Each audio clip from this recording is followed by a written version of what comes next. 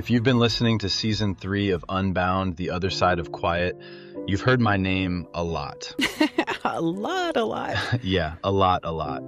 Despite me not doing these podcast things very well, Beth asked me to have this conversation with her after the season wrapped, and I said yes. You did.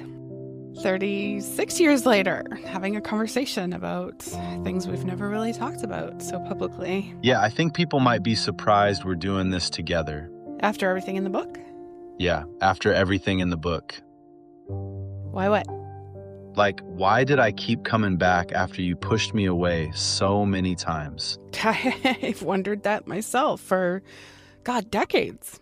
And I knew that underneath all that pain and self-destruction was someone worth waiting for, you know? Even when I said those horrible things to you. Yeah. About Keir. Can we talk about him? Yeah, we can talk about it. Brandon took him, not you. Intellectually, I know that now. I know. How? I was angry. God, I was so angry. Yeah. And then we lost each other on top of losing Keir.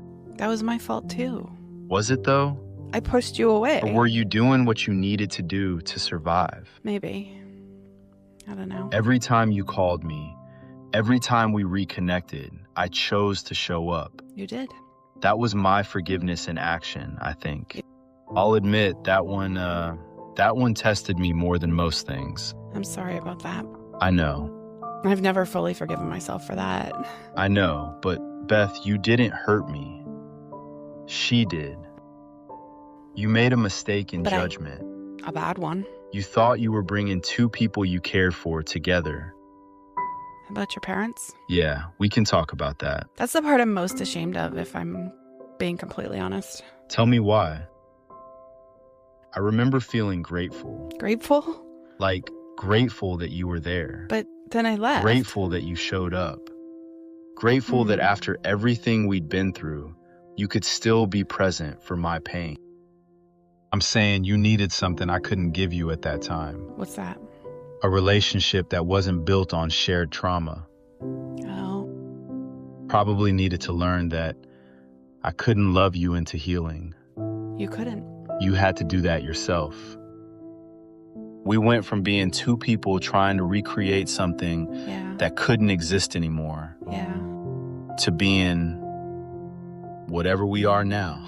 And what are we now? I still have no idea how to categorize it. Me neither. Why didn't you ever marry or have kids? That's the question, isn't it? Yeah. Everything after felt like I was going through the motions, you know? Do you regret that? Sometimes. Yeah. You've been one of the most important people in my life. Yeah? You know that, right? I do now. Now? You do? I don't know if I always knew it, but I do now. Wow. Good. What do you think 22-year-old you would think if he could see us now? 22-year-old me? Yeah, like sitting here having this conversation. Would be shocked we're still in each other's lives. Really? That kid thought he'd lost you forever, like multiple times. I know it wasn't easy. Hardest thing I've ever done. Yeah? Harder than the weight loss, harder than Brandon, like just harder than any of it. Just putting it out there. Why? I don't know. It was weird. Maybe we're both braver than we give ourselves credit for. Maybe we are. Yeah. Maybe we are.